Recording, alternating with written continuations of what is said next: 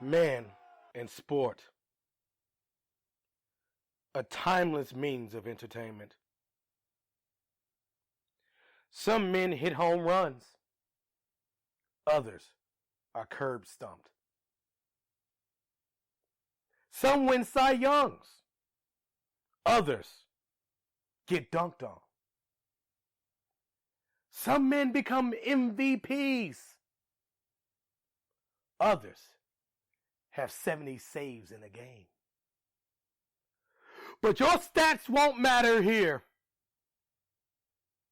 Here we discuss the issues, search the hearts of men, and judge in vivid detail. Only raw takes will do. This is sports analysis. This is Sports Unchained.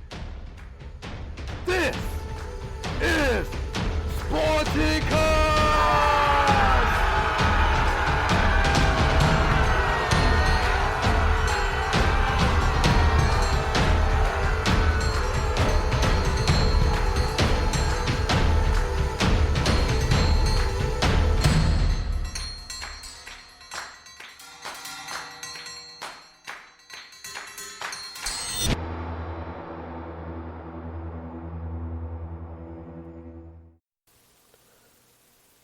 Sporticus is now on Patreon. We have 3 tiers, $1, $2, and $5. You can get things like bonus episodes, chat forums, polls and voting, live stream Q&As, monthly giveaways, and fan recognition. Become a patron today. All that because we're going to start with the Green Bay Packers kicking a fucking field goal and thinking that their defense was going to stop anybody. Sam, your thoughts? What the fuck was that? Yeah, I mean, I was kind of confused. I didn't when I saw the field goal unit coming on at first. I was like, oh well, okay, field goal. And then I looked at the time. I was like, wait, there's only 2 minutes left, and Tom Brady's getting the ball back. I was like, what the hell? Like, what are you doing? Like, you need to go for the tie right now. They were down like what, 8 points? 8 points. Yep. You know, so it was like, come on, man. Like, I don't know. Aaron Rodgers did not seem too pleased about the play calling, and you know, I can't help but understand that. You know what I mean? But I mean, it was a good game otherwise. He should leave. I mean, Tom. Here's the thing: the precedent is set. The guy he is openly compared to, and not necessarily skill wise. It's just his skill is Aaron Rodgers' skill is so vast. You know, that, I mean, even Tom Brady said he's the guy that he watches on Sundays, you know, but, you know, Tom Brady has all the accolades, but still Aaron Rodgers is so skilled. He's compared to Tom Brady as the GOAT, and you don't give this guy the chance to throw the ball. He should leave because the precedent is set. If Tom Brady left, the GOAT, then you can leave, right? You can leave. He has no reason not to leave. Because Tom Brady just beat him and proved it. Yeah, you can leave and go to the Super Bowl, right? Loyalty is one thing, but this is a sport, is a business. He can go get paid top dollar somewhere else, and that's it. He should demand a trade. Yeah, you know, it was he can do that, and it was kind of a precedent that Brady set. You know, kind of like when LeBron did that. You know, like he's like gonna go somewhere to get a championship, but like not that Brady needed one, but. It really was like I saw a meme earlier that was like, Tom Brady really just picked a team and was just like, hey, you guys want to go to the Super Bowl? Like, that's kind of what it seemed like. I mean, but it's Tom Brady though. It's not like that really takes away from the talent he has around him. I think this might be a talent wise, the best team he's ever had. Like, yeah, he's had better players individually. Like, Wes Welker's better than whoever that Scotty Miller guy. You're absolutely right. Because you know what I mean? Like, and he played with Randy Moss, and he had certain guys on defense, Ty Law and whatnot. Like he had guys just Leonard Fournette, on really. Team. Just Leonard Fournette. He's had a great caliber running back before, but I should say they've had great seasons. But he's never had somebody who's consistently been great at running back because they would swap him out. And that makes sense too. It's not like look at his passing weapons. His two worst guys are that Scotty Miller and Cameron Brate, and that's even if you count them as the worst. Like just in terms of like talent and stuff. No, like I know what you mean. Yeah, I know. What you mean. Like so it's just like those guys make plays all the time. But then you got Brown's on the field. You got Antonio Brown, who's arguably one of the best receivers, even if he is a crybaby sometimes. You have Rod Gronkowski, who you couldn't be more comfortable with. You have Godwin, and then you have Mike Evans, two of the best receivers in the game. So it's like, gonna be hard. It's the playoffs. It's the Super Bowl, so it's gonna be hard to actually beat them. It's Tom Brady, man. But man, then you look at what KC did. They didn't flinch. I don't think I've ever really seen. They are akin to the 91 Bulls. Like, not the when they beat the Lakers, but the year after that, and they beat the Blazers for that second ring. They were nigh unstoppable. Some people say 96 Bulls. It don't matter. If you pick a Bulls champion, you see what I'm saying? Like, you pick a Bulls championship team, and you can throw the Knicks at them, and that Knicks team was loaded. If you ask me, and this will be another podcast, but this will be just a straight up Sportkins podcast. We're gonna get to the MMA, y'all. Y'all shut the fuck up, sit down, and wait. I done lost my voice over this, so you got to hear it, okay? Yeah. But no, and I think, but like don't get me wrong, man. Like, there's some good teams in the AFC, and it's only getting better. I can't wait to see what Pittsburgh does when Ben Roethlisberger's carcass gets out of there. They need to just sweep his remains out. But man, it's like the 90s Bulls. The KC Chiefs are like the 90s Bulls because you could throw the Knicks at them, and like I said, that Knicks team, even the Charlotte Hornets team, like those teams would beat any of these teams around now. Any of the dynasties you talk about now, they would stomp them out and it wouldn't be close. I don't give a fuck who you put on that team. Oh, but they had KD, whatever. No, KD ain't got shit on Anthony Mason. I'll tell you why. Because Anthony Mason hit him in his fucking mouth, and that's the end of KD. now he gonna bitch up for the rest of the game. But my point is, like, the Bills, they came through and they was gonna hit them, like they kind of hit KC in the mouth a little bit, and then it was over. Like, KC scored and just stopped. They didn't stop scoring. Did the Bills even score again after that? I think they got that touchdown. That was it, bro. Oh no, they got another one, but it was a garbage time. I'm not sure. I was kind of sad to see the Bills lose, just because I really wanted to see Josh Allen go to the Super Bowl, and just really for the Bills franchise. Honestly, like they got plenty of time. Yeah, I know, and I'm not a Bills fan by any means. Yeah. I do have a lot of like respect for their fans, like as like a fanhood. You know what I mean? Like being a Bills fan, like it's actually pretty close knit. From what it looks like. So yeah, I don't know. They got a good fan base. They got a good fan base, and it helps the sport. And the Cleveland Browns, they probably have the best fan base on earth just because they still exist. You know what I'm saying? Like, even the Browns got treated, man. Like, my ideal scenario was seeing the Browns versus the Bills to go to the Super Bowl, But Patrick Mahomes is just too damn good, and he has too many weapons. Yeah. And honestly, Andy Reid pretty much coached all the guys that he's facing. So, like, if he beats Tom Brady, because Aaron Rodgers lost. Like, he had 3 chances, right? 3 gifts, and the play calling sucked. They didn't get a touchdown and 3 gifts. They only lost by 5 points. They could have easily won this game, right? 1 touchdown, and we're talking about Aaron Rodgers, at least 3rd best, like, in the league right now, or of all time at least, something like that. We could play around with that later, and then you don't get a touchdown. He didn't on 3rd down. He tries to pass it instead of just running. We saw the running lane. Let's say he doesn't get it. Well, Chad Henne didn't get it either, right? Chad Henne didn't get it. So still run anyway, and you're going to be, pretty close to where you need to be. And then now you can call a very different kind of play, on 4th down. But no, they go for a field goal. And, but because of that, Aaron Rodgers is no longer better than Brady. As far as the conversation goes, he lost to him. I don't care. I would love to see some. That's he's misleading more because than him. Oh yeah, but like that's the thing is like I never thought he was like better than Brady's, like in terms of like accomplishments or anything. But like he's definitely more talented. Absolutely, right. Yeah, that's what I mean. That's what we know. He's more talented. He'll always be as far as the skill level, there's no one except maybe Patrick Mahomes that possesses the same amount of skill as Aaron Rodgers. We have never seen that. And anybody who says, "Oh, well, this guy," no, you're lying. Stop it. No, and we'll do that too. They'll be like, "Oh no." Aaron Rodgers is literally the best most talented quarterback that ever lived.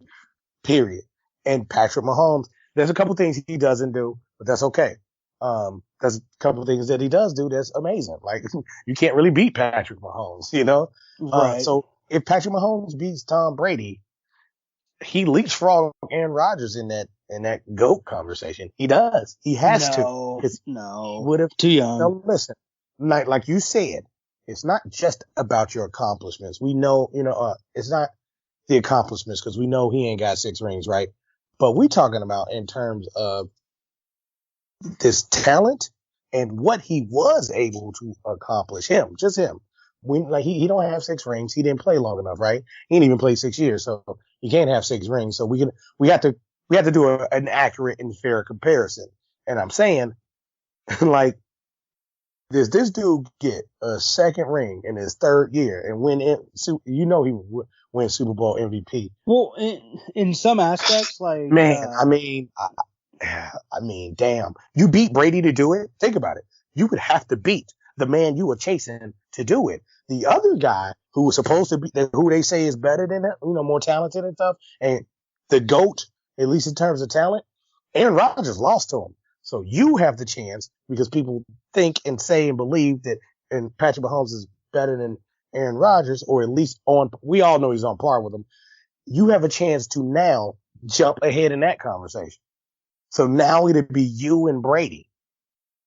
When you talk about GOATs, you say, well, yeah, Aaron Rodgers, sure, but he's 3rd now. Like, we'll bring him up after you bring up GOATs, we bring up Brady, then you bring up Mahomes, then you bring up whoever else you want after that. That's what I'm saying. Well, for conversation's sake. In some ways, Mahomes is better than both of them. Like, yes. being as young as he is, he also brings, Rodgers can run and he's really accurate and throws a good ball. Well, Patrick Mahomes does all that too, but he's faster and honestly might even throw the ball harder. I don't know if he's more accurate, but looking at his numbers, he's not any really less accurate.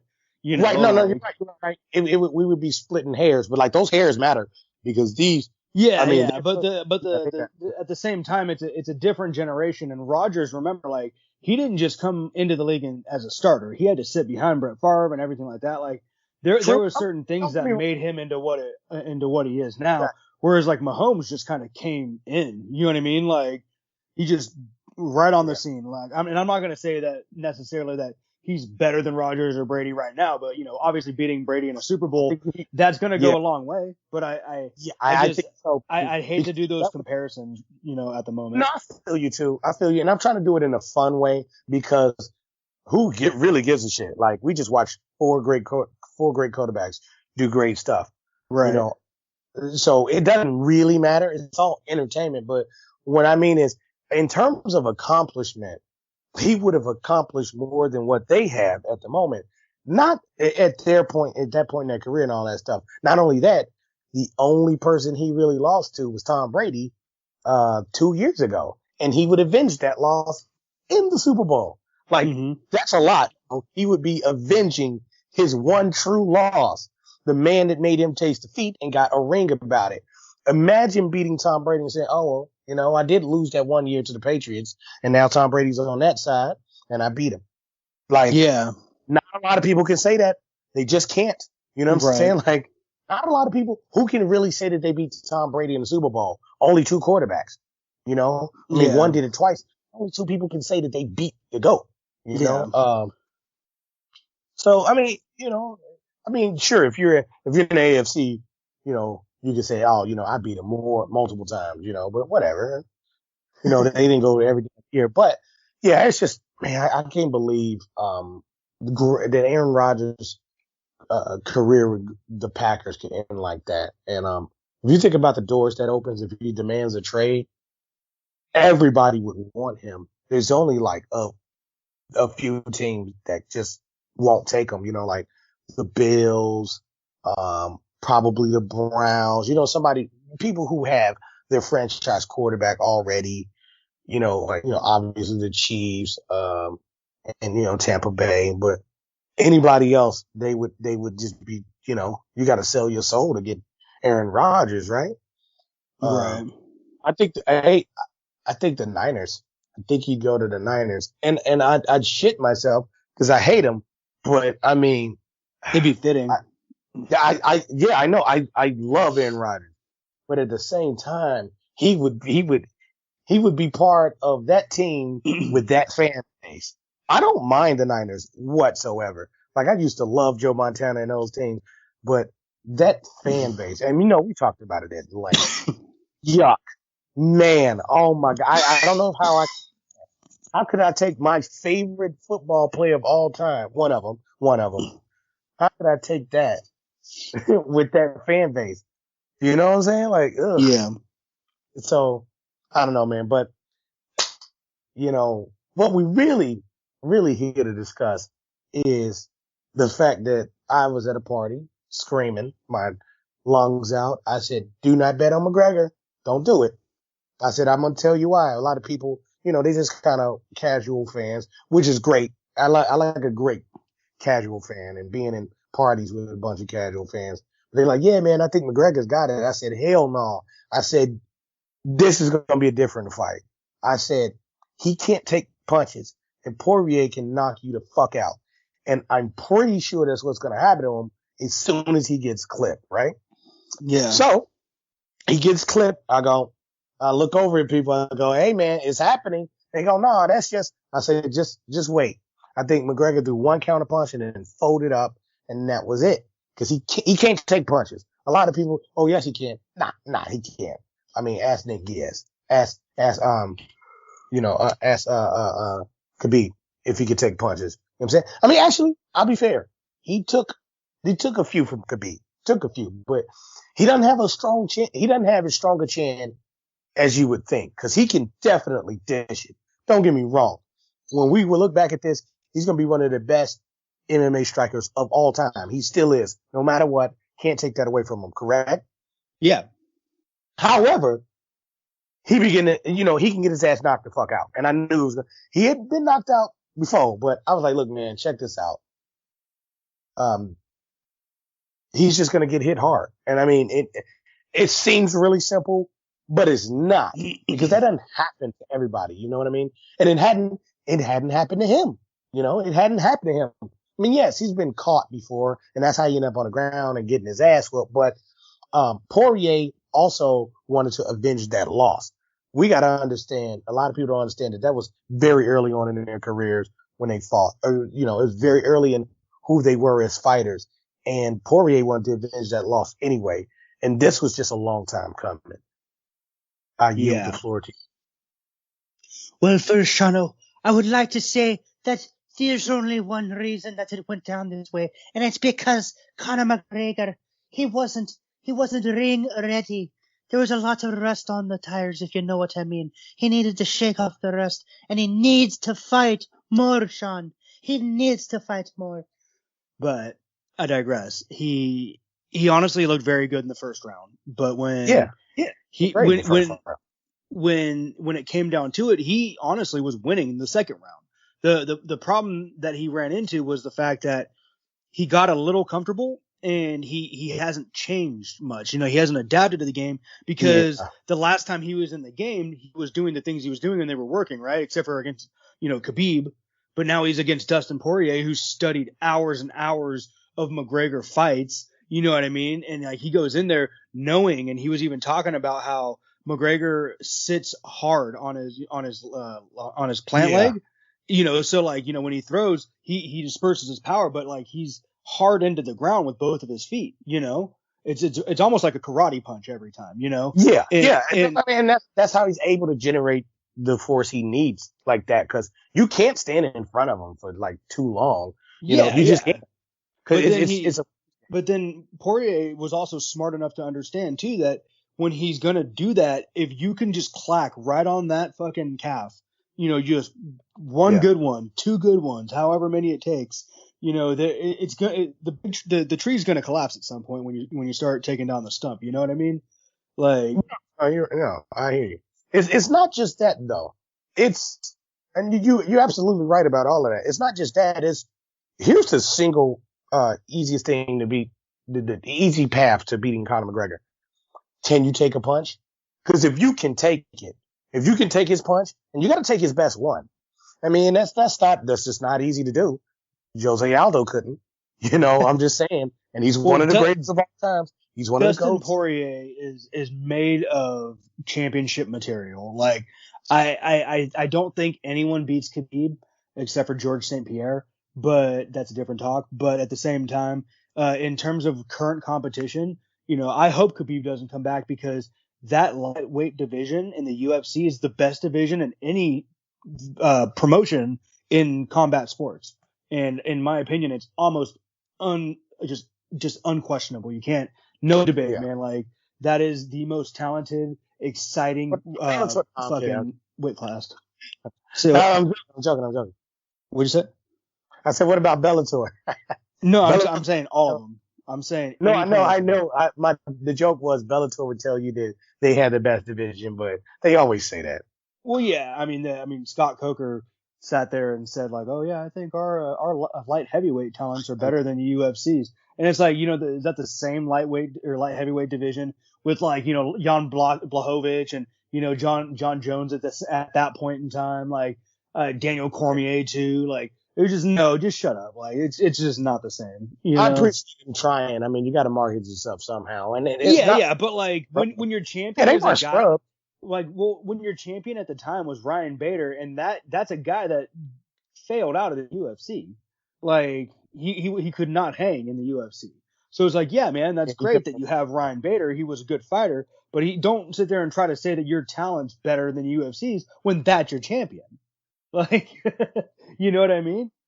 Your champion's already lost to our champion. At the time, it was John Jones still. You know what I mean? As we always do. Like, okay, cool. The fight's over. Great fight. Now, we're obviously going to work backwards on this card. There's no way we can't start with Conor McGregor, but we'll go down from there. Well, just can I just interrupt on that note? Sure. We're going to spend more time on the last two fights than we are on the other three. Absolutely. So here, I'm just going to take care of the other three. Don't. Trust me on that. Just let it happen, man. Just let it happen. Okay. Because as you know, the Queen of Violence was fighting on this card, and that's my girlfriend. She doesn't know it, but she's basically my girlfriend. So, I mean, I'm going to take her out for ice cream and everything. So, Amanda Ribas just got destroyed by my now girlfriend, Marina Rodriguez. Because, I really liked what I saw from her. She could put on a clinic in that division. Like, oh man, that was a fun fight to watch. That Ribas versus Marina Rodriguez fight. Then, I mean, that's basically all I got to really say about it, unless you have something to say. Other than that, I was going to say the two fights after that weren't very good. Like, just in terms of whatever, like, man, yeah, I kind of forgot what they were. I mean, I don't have it in front of me, but like, I think there was even like a finish or two amongst them, but like, and maybe even both of them. Jessica, I go away forever. Can we just ask that? That's what that one was. Okay, yeah, Jessica I needs to just stop, man. Like, she needs to go to Bellator or something. Like, I really don't want to see her over there. Usually, I'm like, man, I hope they find. No, I hope you find a job at Safeway or something, please. Like, no, I wouldn't even wish that on her. No, bro, come on, bro. You just give her an app, bro. You know what I'm saying? Let her I wouldn't do that for her. She would just be miserable at Safeway. I mean, she's miserable what she's doing in life now. That's what I'm saying. Maybe she keeps a bad job. My point is, like, it's adjacent to. Like, right. Well, let's just be honest. I don't know why that fight was where it was on the card, because it's Joanne Calderwood versus Jessica Eye. It was like, you could have switched the Ribas Marina Rodriguez fight and it would have made so much more sense. You know what I mean? You put that on a fight night. I'm gonna be real. That's a great fight night fight. Maybe not main event, but it might be if you really need it. Like, sure, I'm okay with the fight. I'm okay with the name. Their names, right? Yeah, no, I'm okay with them on the preliminary card. Hello. You there? Yeah. I didn't see the stir button on my phone. I don't know, but I'm gonna. Man, I don't know where that shit is. That's why. No, but so yeah, like I said, it's fine to have the fight. You know what I'm saying? Like, perfectly okay. It's just that why not on a fight night? Like, that's a great fight night fight. It's, oh, Jessica Eye's back. It'll catch a couple casuals, and it won't be like great ratings pop, but I will watch that. I'd watch it. Well, the thing is like I said, you could have just switched that one and put it as the first fight of the main card, and it would have been fine too. But at the same time, like neither one of those ladies are gonna go on and do anything. Like, I'm sorry, they've already had their chance. They're not like, and like it's honestly like Marina Rodriguez and Amanda Ribas. That was a good fight for the women's divisions, just in terms of like up and comers, because those two are gonna start hurting people. And it woke some people up too. It woke some people up. Now people are like, okay. Oh yeah. So it was a great fight for everyone. Like, and that's not always easy, because the Conor McGregor fight, I don't know if that's a great fight for everyone. He lost to Poirier, so I don't know how great that is for everybody, because you might say if he had won, now he's in a title fight. So boom, clear money, right? Everything's good because Conor McGregor's fighting for a title, and that means more eyes on a product. But he lost. So I don't know if that's good for everybody, for us in terms of, the fight game. Oh, that's brilliant. It's beautiful, because he's exactly where he belongs now, losing to people that are better than him instead of, just kind of picking whoever he wants. And like, he should have never fought Cowboy. Cowboy should have never fought him. And I'm always going to hate the fact that Cowboy would not address that. I know you hate Stephen A. Smith, but what I hate the most is that he had so much rude behavior towards Stephen A. Smith when it was just a straight up question. Like, hey man, I think you overlooking him and he's a really bad matchup for you. Could you tell us more about it? He runs out there and gets his ass whooped. But my point, I digress from that. Conor is now going to fight more. He's fighting for the Intercontinental Championship, He's going to be Mr. Perfect now.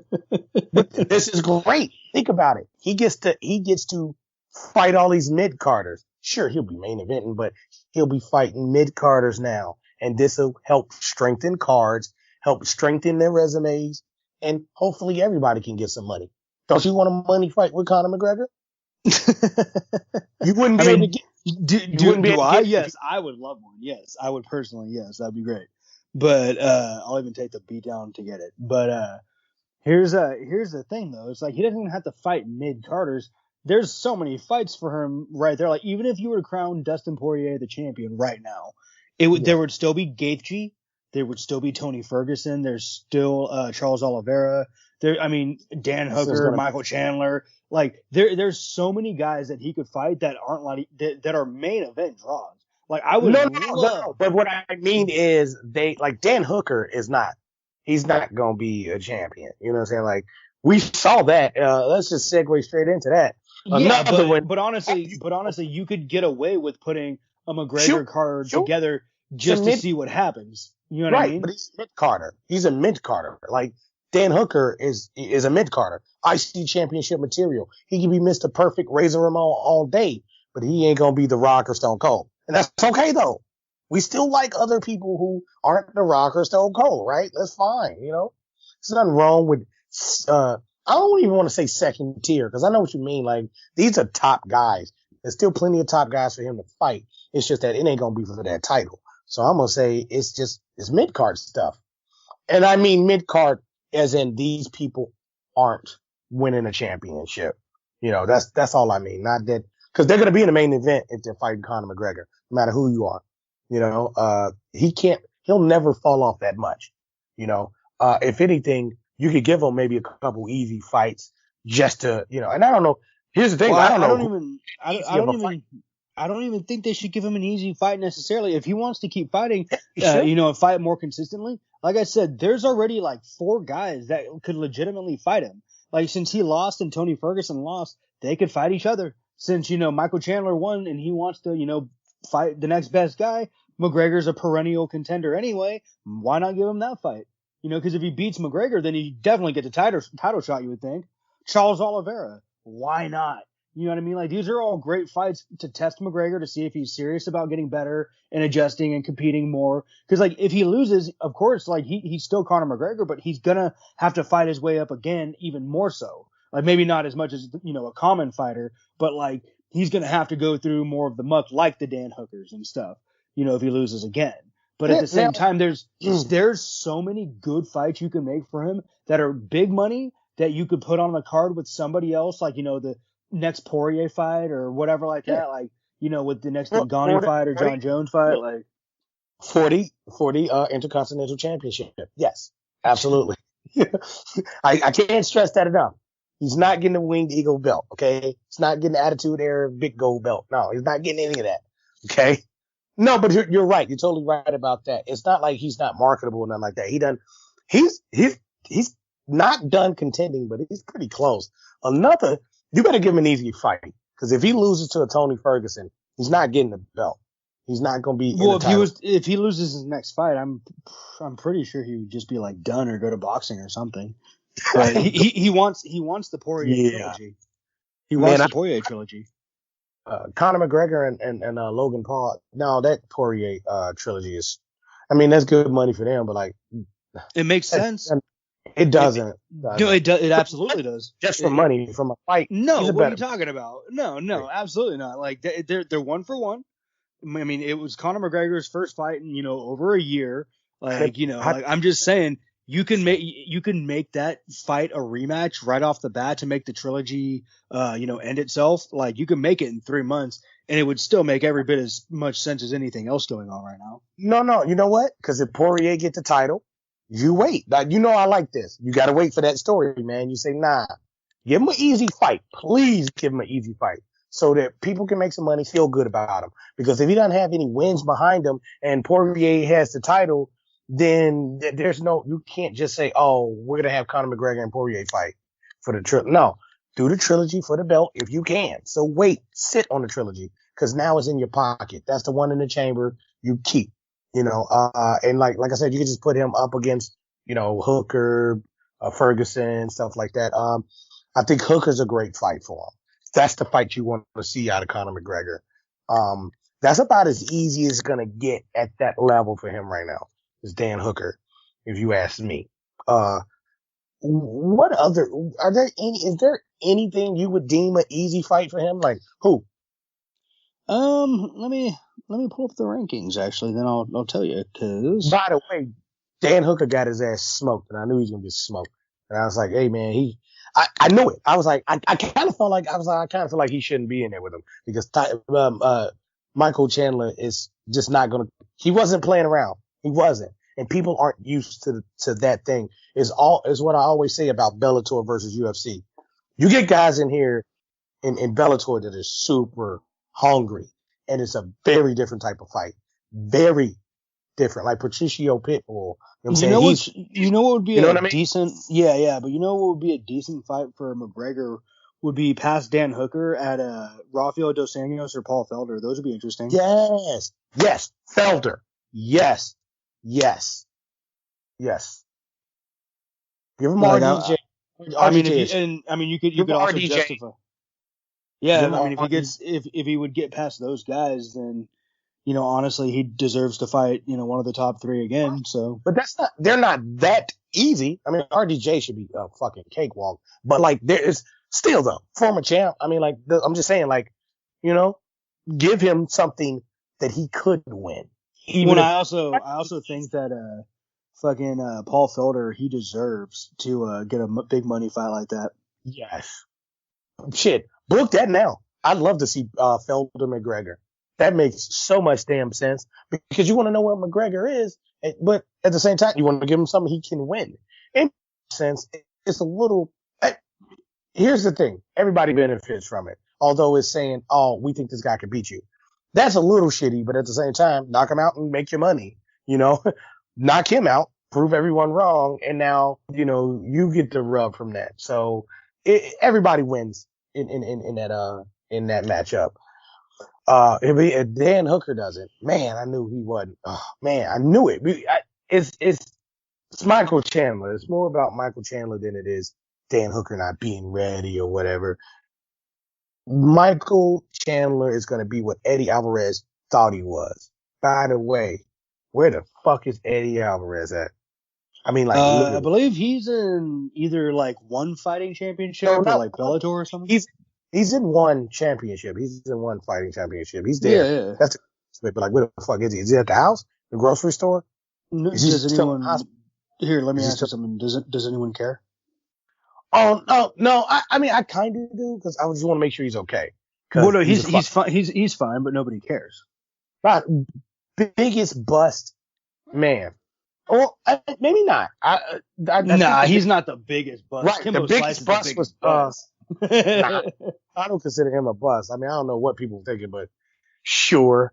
No, the biggest bust was dude that got kneed in the face. Why can I Ben Askren? There you go. Oh, Almost said yeah. Frank. I don't know about Ben that though, because Askren, like he really put on a show for a second. You know what I mean? Yeah, for like a half.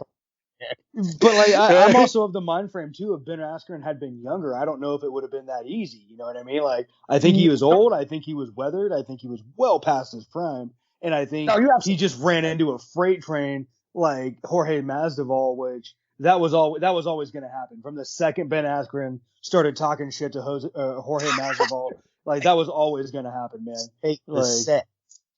That was super necessary, as they say. No, yeah, but I just, man, Eddie Alvarez is so disgusting. God, I hope he's somewhere in a park feeding pigeons, just fucking thinking about how shitty and worthless he was in the U.S. And people might say, oh, he was a former champion. Yeah, what happened to him? Conor McGregor made a fucking I guess. Like, what do you mean? Conor McGregor made a name off of that dude. No. I mean, like when they're like, yeah, he's a former champion. You're like, yeah, I guess. Like, right? Like, where was that? Why was that? Like, that was wow. That was you know who else was a former champion? Matt Serra. Like, right? Oh, yeah. You know what, Eddie Alvarez though? You absolutely deserve this, man. If you don't like it, here's the best part about this. This isn't a team sport. So it's not unfair to say, if you don't like it, get off your ass, go fight, and knock a motherfucker out. That goes for you too, Cody Garbrandt. For people who don't like our brand of what we say about people, we know you athletes. I dare your ass to get up and do something. Not to me. That's not what I'm saying. I mean, prove me wrong as a professional. Yeah, don't come at me with that stupid shit either, because I don't play that. But I would love to see Cody Garbrandt beat the shit out of you. He probably would. I mean, I'm gonna be for real. You don't have a chin though, so if I get one in there, you're done, Cody. So, but that's. I mean, let's just run the math about this. How many times can I run until he finally catches me and hits me? If he's tired and he drop his guard, which he loves to do, I might get one in there. All right, enough of the. None of that's ever gonna happen, except for him killing you. He's gonna beat the crap out of you. First off, let me just say this. I would not fight him in a sanctioned, ruled fight. No, don't get me wrong, man. Like this isn't like a fair fight. Like no, I'm gonna stab him. I'm stabbing him. Talking about he's getting stabbed like anyone else shot in the face. I ain't got time for him to beat me up. I got time for him to beat me up. I got kids to feed. Man, you're getting shot, Cody Garbrandt, and stabbed. Whoa! You might want to erase that part. That's a bit much. That's if we fall. Come on. I'm not gonna fight. But it wouldn't be a fight though. No. You'd be okay, dead. Stop. See, you did this. No. The point is this. These are men in combat sports, and they have the power to change all of it themselves. And that's what I want. I want them to be the best version of themselves. Eddie Alvarez, man, I sang songs about Eddie Alvarez and how great he was and how he's going to remake the UFC in his image. I thought he was great. I thought he was great. Shit. Wow. Joe Rogan thought he was fantastic, right? Did he not? I thought he was one of the best athletes in the world. I was right there with Joe Rogan, like, yes, this guy's going to change the whole game. And then he didn't. I mean, it happens. I get it. But like, man, that's why everybody else is where they are and he is where he is. They adjusted and did things like Poirier just defeated one of his demons. You know what I'm saying? He adjusted. He became a much better fighter, since him and Conor fought the first time.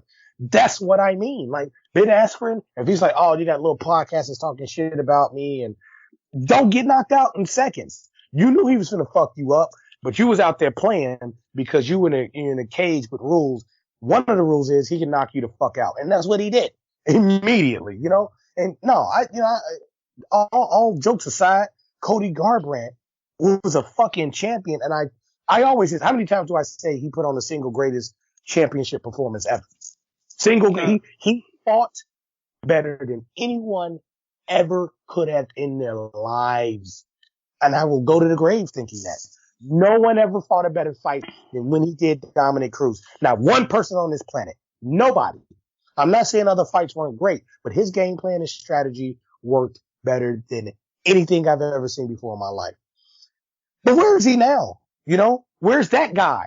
If you get mad, you don't like my words, you got the power to change it. I'm a life coach too, bro. I'm trying to help you out, you know, certified life coach. So look, this is free. Get off your ass, get off the couch. You two Eddie Alvarez and go do something. Because Conor McGregor is the type of guy that gets up and goes and do something. That's why we still talking about him. Even if he go out, get up and get his ass knocked out. I wonder what type of dude Dan Hooker is. I'm a little suspicious. I don't think Dan Hooker will be back. I think there's a place for people like Dan Hooker, at least for another couple fights. Oh, that sounds sad as shit.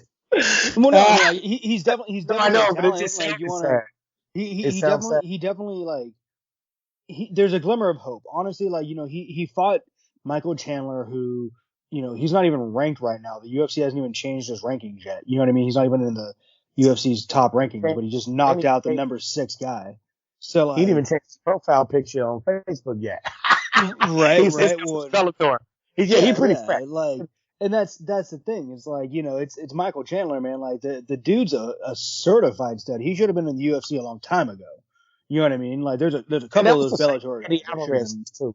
That was the exact same thing with Eddie Alvarez too, and I do believe that hurt him quite a bit. But I still think Michael Chandler is that dude. I don't think you want to be in his way. I think it's. Well, you know what would be a great fight for him, man? Justin Gaethje. Why the fuck not? Later. Let him build up to it. I mean, Tony Ferguson then. Tony Ferguson. Fuck it. Why not? Yeah. Because you want your money. You want your money's worth. Just let him, you know. But he's not getting any younger, man. I think he's like, you know, 33 or something. Like, he's a fighter. Don't go in there then. You give a fuck how old you are. You said you want to whoop people. No, I'm just saying. You want to whoop people's ass. Whoop their ass. I'm going to tell you to fight Tony Ferguson. No, he don't have a title. Okay. You want a title? Whoop Tony Ferguson's ass first. Well, yeah. Well, I mean, I just hope they keep him on a quick turnaround. Like, I hope he fights in, you know, another 3 months. I hope, you know, he fights 3 months after that. Like, you know, same thing with McGregor. Like, I saw a lot of good things from Conor McGregor in that first round, man. Like, he honestly, I really did not think that fight was going to go much longer, if he was going to continue that kind of pressure. But, you know, Dustin Poirier is made of diamonds, and he just, you know, weathered the storm. He reversed the footwork. He got, you know, his back to the center of the octagon instead of letting McGregor back him up to the cage. You know, then he started to land the bombs, and you saw like McGregor just, honestly, I think it's been a long time since anyone's actually cracked him.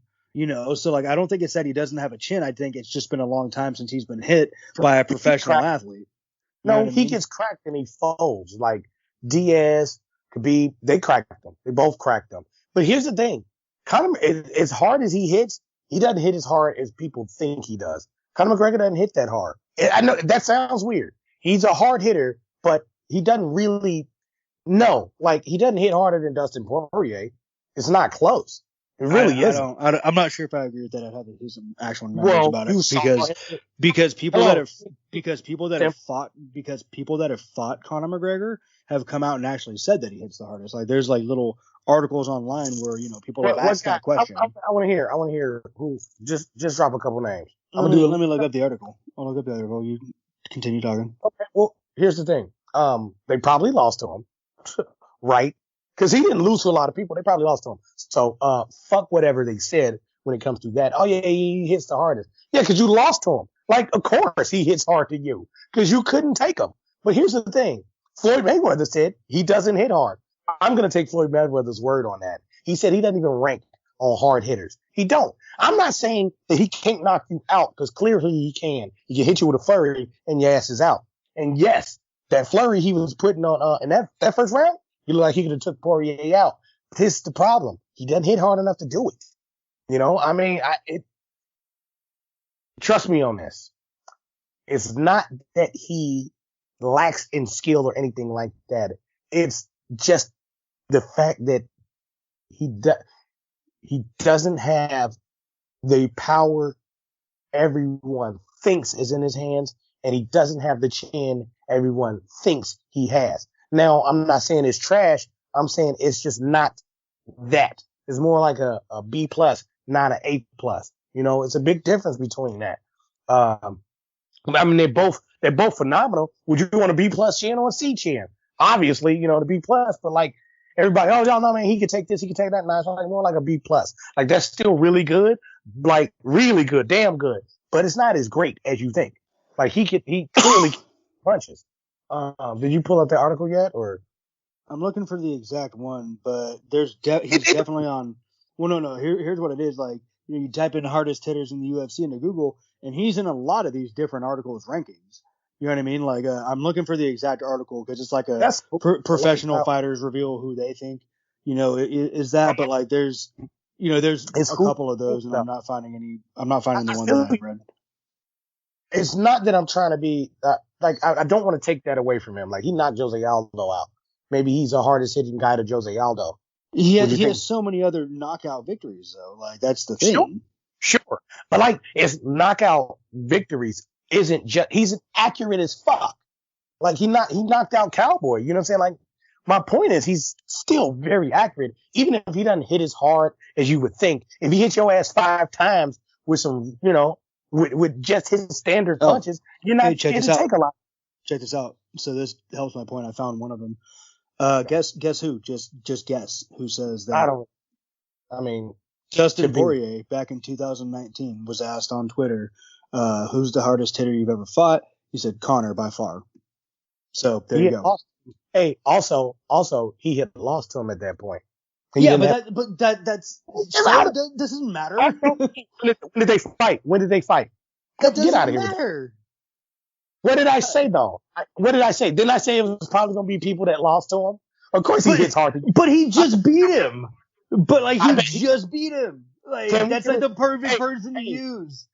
Like, listen, we got a statement from him right now when he said, "Oh man, he hits just as hard." That was from 2019, bro. He still says that years after the fight. You don't think he still feels that way 2 days after one? Like, I feel like he hits hard after I took all his punches and beat his ass? What's wrong with you? No. I'm sorry, that is not the Dustin Poirier conversation that I remember hearing about. Like, his face was just as bruised up as McGregor's was.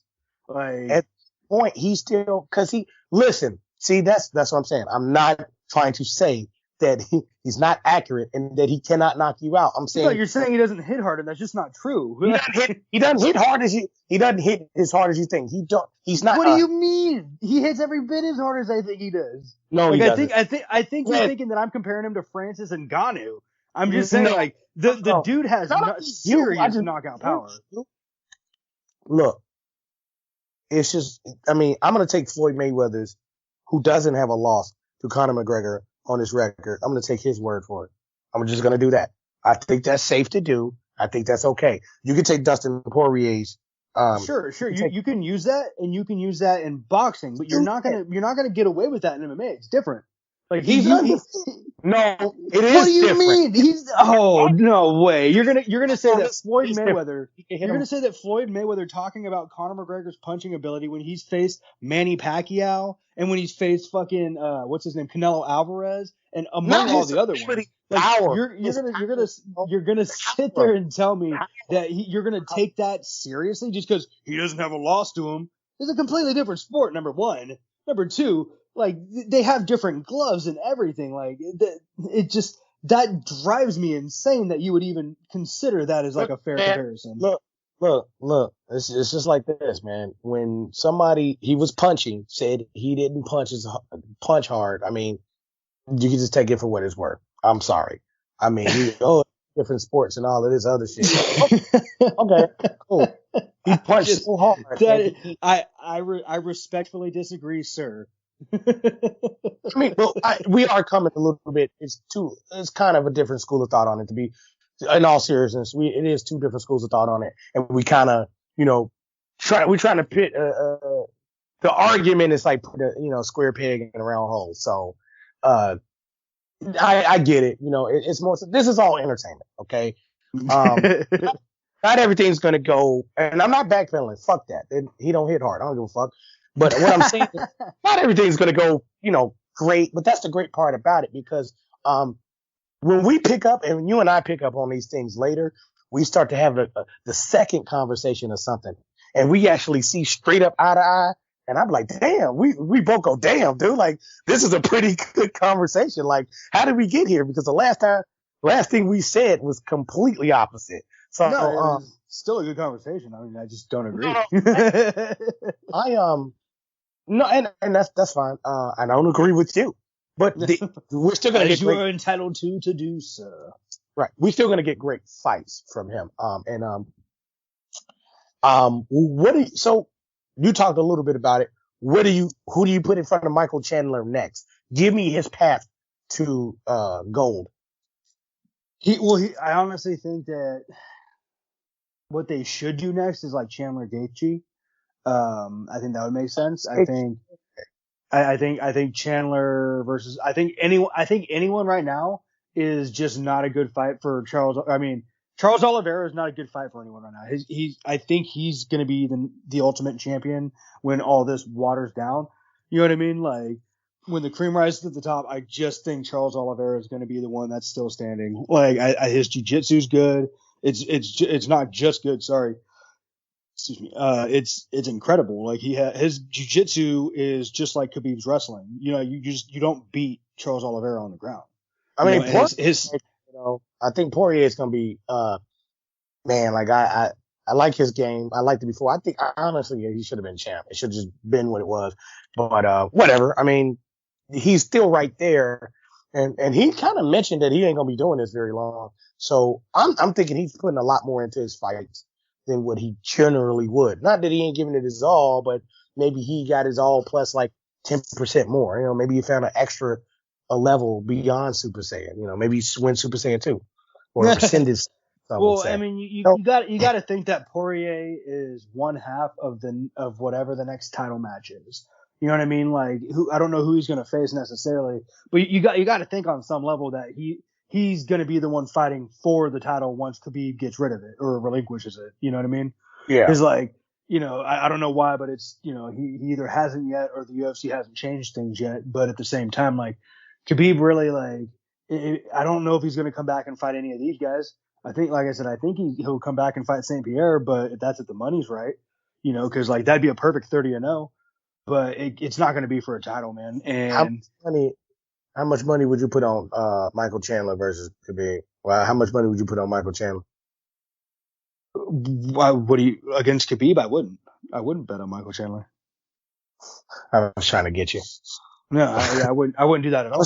Like I said, I don't think Khabib comes back and fights anyone that's fighting right now. Like I said, I think the St. Pierre fight's still on the table. I think both of them are interested in it. Like, he said he wanted new people. That is a new person. Well, and the thing is Khabib's at the point where he's 29-0, man. Like, your 30-0 fight, it's like Mayweather's 50th. You got to make that one special, dude. And you're not just gonna go fight anyone. Like, you're gonna put everything on the line. What's wrong with What's wrong with Michael Chandler getting that fight? It's just why? Because Khabib's going to come back. He's going to win that fight and go 30-0, and he's going to retire again. Like, you don't need to disrupt the trajectory of the division just to get a fight with Michael Chandler. Like, these are fighters. I have to give Michael Chandler a puncher's chance at least. I mean, he's going to be there. You don't got to give him shit. He honestly hasn't done enough to fight Khabib, in my opinion. He's only knocked out Dan Hooker. You know what I mean? Sure, I get where you go. I get where you're coming from with that. Where I'm coming from with it is Khabib said he wanted somebody new and different. Be somebody else that just came from another company. Do that. He's new. That's not what he means. Like he means like an actual challenge. Like Charles Oliveira would be a good then one. Beat them and see. Okay, I get that. Beat those two. I find it hard to say. Like if I'm Dana White, I go maybe Michael Chandler. He go no, not Michael Chandler. I go why not? You ain't faced him. You scared? Like, just fight him. Here's the thing. If you're a fighter, if he comes back, here's the thing. He comes back, you're going to fight whoever the fuck I put in front of you. And I'm not trying to lowball you or nothing like that. Just fight these people. It's always these politics. What Khabib came, I know what you mean. Like, I know you say he meant it differently, like an actual challenge. How the fuck does he know that Michael Chandler's not a challenge for him? He hasn't faced Michael Chandler. And I don't want to everyone in the UFC is a challenge in some way, but like let's be honest, like Justin Gaethje's the best that Khabib's faced in a long time, and he even put the most on him. Like he really did crack him in the leg a bunch of times. Like Khabib was visibly regressed from that, which I've never seen Khabib hurt from anything. But he was definitely, he had a limp at sometimes. He would kick him in the leg and you could see him like wince at it. Like Justin Gaethje put it on Khabib for a minute, and then Khabib just fuck that, man. Like put him to the ground and just dominated. You know what I mean? Like, yeah. I think Justin Gaethje is a good measure of the best that the talent's going to get right now that's currently fighting. But you put in GSP, you give him like, past 6 months to get, back in fight shape. GSP doesn't really have the ring rust necessarily. How old is he? Doesn't matter. He's like 35 or something. It doesn't matter. You said if you want to beat somebody's ass, beat somebody's ass. Like GSP would come back and do that. Like, when I said that, I was like, man, you know what? I did just. Now I'm with that. I don't know. Like here's the problem with it. I'm absolutely right about that. I don't give a fuck how old you are. If you're gonna fight. I don't give a fuck. But he stopped fighting for a while. That's not for a while. Not that bullshit Conor McGregor layoff. I'm not going to give him the benefit of the doubt with that. You run your mouth. You're a fighter. You stay in shape. You're supposed to be the GOAT or whatever. That's on you, buddy. You got your ass knocked out. Meaning, no matter how much training you had, that was going to happen. Sorry. That's your skill level below Dustin Poirier now. It happens. It's okay, right? What I'm saying is, we're not just talking about rust. We're talking about like, I mean, what happened. We're talking about cage rust. I'm like, what happens when stuff rust? That shit breaks. Like, we're putting age on it with no competition. If you compete and you've been competing this whole time, like Yoel Romero, he competes. Well, he ain't had a fight in a minute, but you get what I'm saying. I don't mean a layoff. I mean GSP retired. He is no longer a fighter. You get what I'm saying? That's not even his occupation anymore. He is a retired fighter. You don't just send a retired firefighter isn't gonna answer that call and just go fight a fire. He's retired from that. He's no longer a firefighter. He's no longer active. So sure, I get what you're saying, but like, man, he has been inactive for far too long, and his age actually comes into play. For everybody else, that shit don't matter. But when you combine those two, I think that's a bad move. If you ask me, I mean, I don't want to see it. You think Khabib loses to GSP? I think he could in a very real way lose to GSP. Not like I would have to see the fight, come to fruition before I gave you like my pick necessarily. Right. But at the same time, I think in a very, very real way, you're not going to out wrestle GSP. Even if he has a little bit of, rust and Khabib can take him down, GSP's jiu-jitsu, his back to the feet, getting up out of that kind of stuff, it's top level. Everything he does is top level. I think it's foolish to believe that he, stopped training too. It's not like he's just doing Budweiser Zero. Say he's fat eating Cheetos. I'm saying, here's the thing. Who did GSP beat to become who he is? Who did he beat? Name the man that he beat. Everyone. there's a particular man that he had to beat to be who he is. No, everyone. He's beaten everyone. No. I'll give you the name. Matt Hughes. You know, I mean, I see where you're getting at, but he's beaten everyone else too. No, but here's the thing. What was Matt Hughes before GSP came along and beat him? I mean, he beat him the first time. Matt Hughes beat him. And then GSP defeated him the second time. And Matt Hughes was the man at the time. He was the man. Yeah. And then GSP beat him. Sure, he lost him first, but he beat him. I see the same thing happening. Khabib versus GSP. It's the same as GSP versus Matt Hughes. It's the same thing. It's the same thing. I think Khabib's hungrier for that title. I think he wants to be GSP. No, if those guys fight, it's not going to be for the title. No. That title of greatest. That title. Okay. Sorry. Gotcha. No, you're good. I think he wants to beat him. He wants that title of greatest. I think GSP doesn't need it that much. If it's me, I'm like, cool, I'm gonna kill you in the ring. I hope I kill you. I'm gonna try to kill you because I am the best and I want you to see what happens. You young lions, I want all the young lions to see when I put your ass down like Simba did Scar, okay? That's what I want to do. I want all the hyenas to back up and be in fear. No, seriously, I don't like it because I don't see the advantage in it for GSP. Other than him, it's not necessarily the advantage in it for either of them. It's the neutralization of their advantages. No, I mean, like, what does he get out of it? What does he get out of it in terms of advantages? Undisputed greatest. Because if it is Khabib, then you're going down, and nobody will never not consider Khabib the champion of wherever he's fighting, right? So if you're GSP and you've already dominated the 170, then you've gone and won the 180 title, and then you go down and win the 155 title or 165 title, whatever it is, the lightweight title. You've now won, against the greatest athletes in 3 separate divisions with layoffs in between all of them against the top competition. Like, you will be your case for greatest of all time gets strengthened. That's what happens for GSP. I don't know if it makes him the greatest of all time.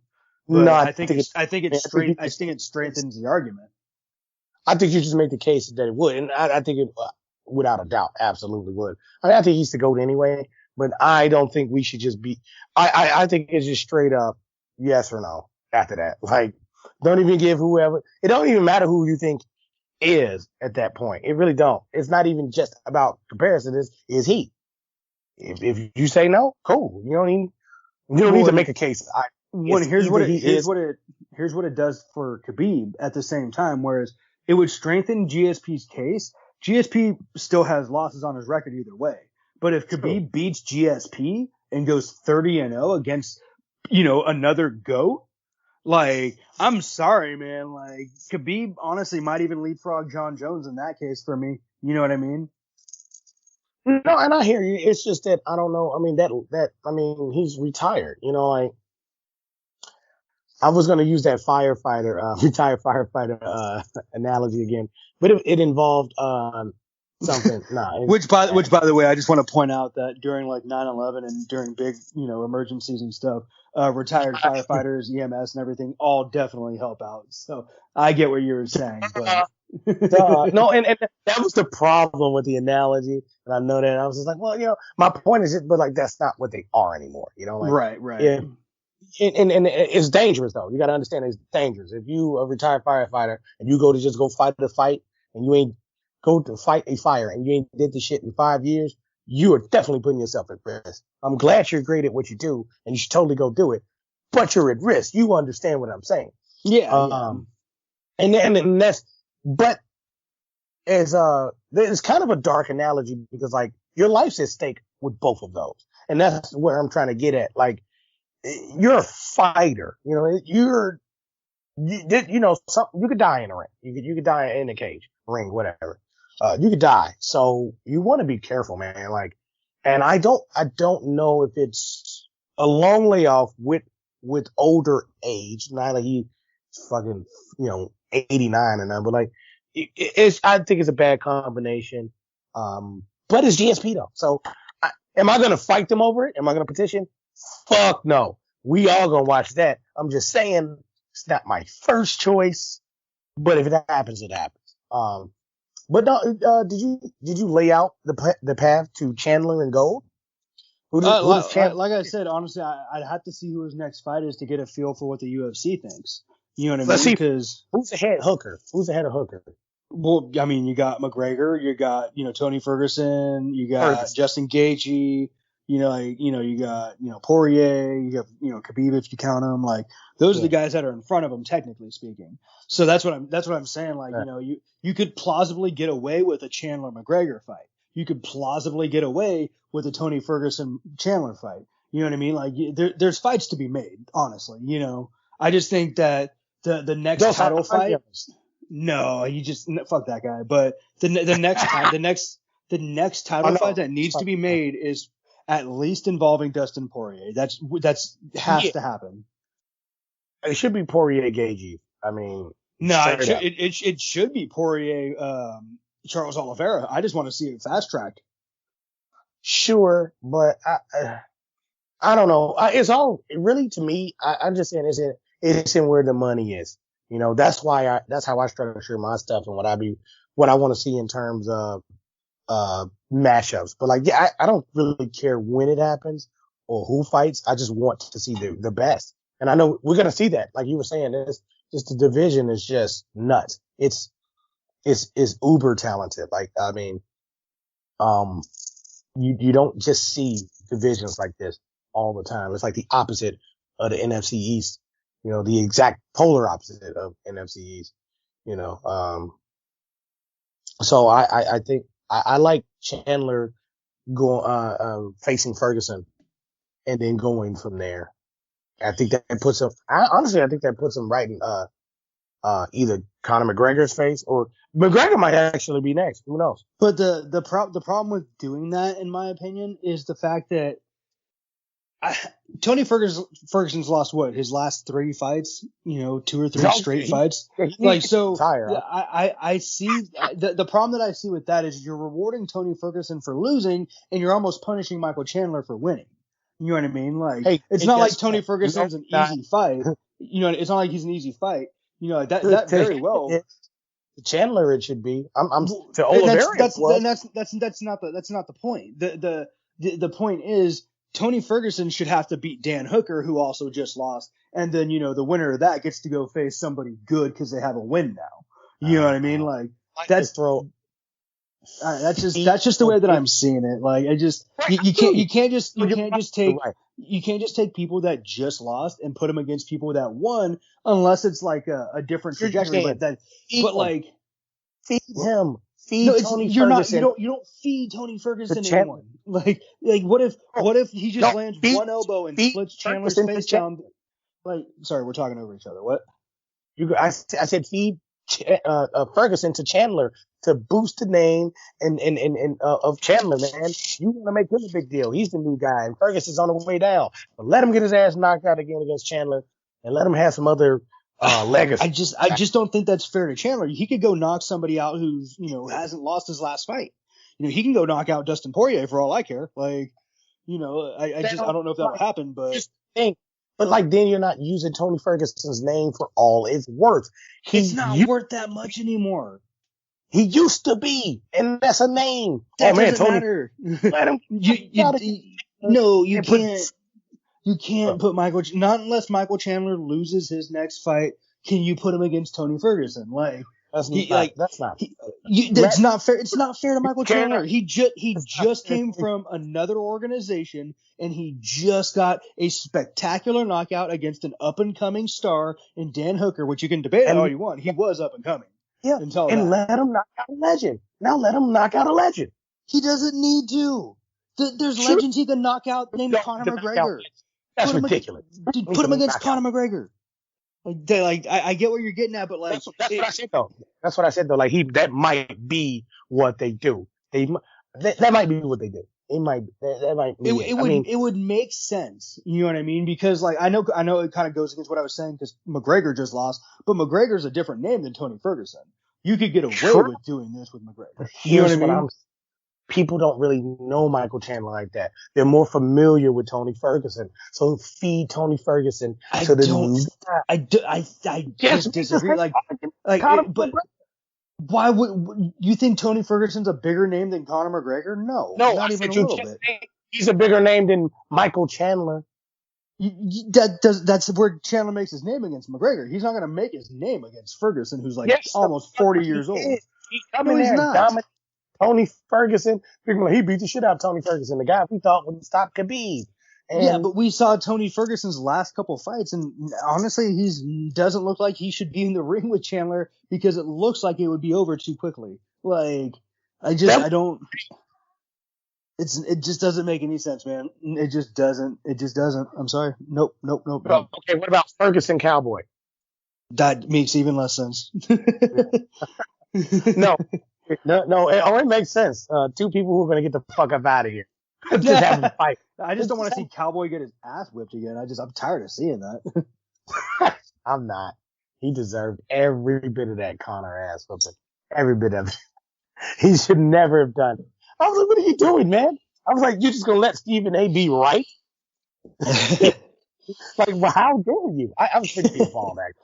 Because he never addressed it. He was like, I'm better than that. I was like, you're not actually. We all know you can just get your ass faded. And he caught that fade real quick. The worst part about it is for me, Donald Cerrone is like my favorite fighter.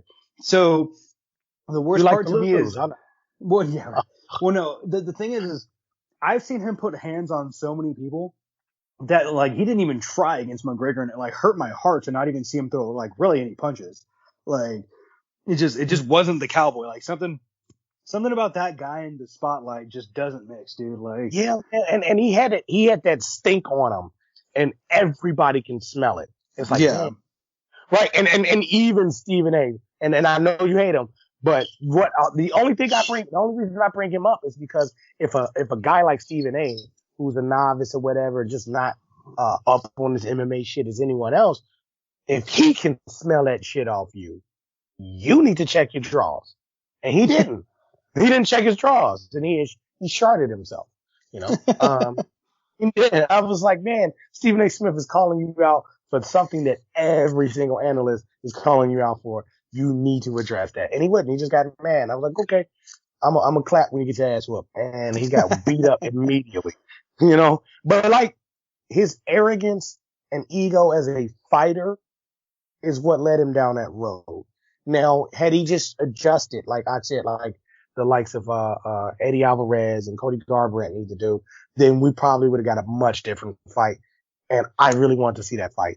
I wanted to see him be able to stand up with Conor McGregor in the later rounds and just kind of picking them apart, you know, and getting them to the ground and stuff. I wanted to see that. I wanted to see Conor McGregor maybe reverse something and get out of that and get back to his feet. I wanted to see a real fight, not some man thinking he's the best and getting his ass whooped. Like, that's not a fun fight ever, you know. And Tony Ferguson always gives it always puts it out there, and that's why I think and I know you're saying it doesn't reward Chandler. I completely understand that.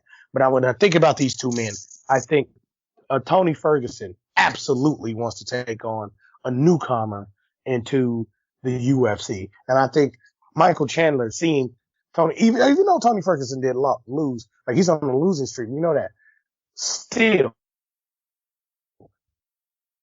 Ferguson, knowing the type of fighter he at least used to be or still could be, you know, I don't think that's a loss for you in terms of matchup. And I think you gain a lot from that when you win anyway. So I get what you're saying, but there's a lot more to it than just, you know, he's on a losing streak and you won. You know what I mean? Like it's not, and even. Well, it's trajectory of the career too. That's why you don't do it. Like, it's not. No, like, it's not that you're wrong. I said I would do it. It's not that you're wrong. It's just I'm looking at it from a different point of view. It doesn't make the most sense, and it doesn't make sense in that way. I completely agree with you. It doesn't make sense in that way because you're rewarding for Ferguson, and you're punishing Chandler in a way. I totally are, and you really can't make that. You know, I mean, you could do like you could do Conor and Tony Ferguson. that makes a lot of sense. Hopefully they do that. I think that'll be a slugfest, but I think Tony Ferguson ends up beating his ass. I think he ends up beating his ass in the third. Like, I think it's over in like early third, really early. Who? Conor McGregor lasts to the third round. Cause between who? Ferguson and McGregor. Oh God. What's the old guy? That just will never happen. I can't even imagine that being a fight. Why not? It just doesn't make any sense. Like Tony Ferguson's career trajectory is just not that way, man. Like Conor McGregor's. Yeah, but that's different though. He's still Conor McGregor. Like you still have like high money fights with his name, so he almost gets like a hall pass in a sense, But like that's like Tony Ferguson. His name went out the window when he fucking lost all the last fights he's lost, man. Like he just gets his ass whooped by Conor or what? Or do you? Oh yeah, I mean if hypothetically if they ever fought, Conor McGregor would fucking destroy Tony Ferguson. It wouldn't even be close. Like, and that's another thing too, is like, it doesn't make sense because you just saw what Gaethje did to him. You just saw what Oliveira did to him. Well, McGregor's stand-up's every bit as good as theirs and has arguably more power. Like, it's not going to get better for Tony Ferguson, I really want him to be fed to somebody. I want to get the last ounce of whatever he has.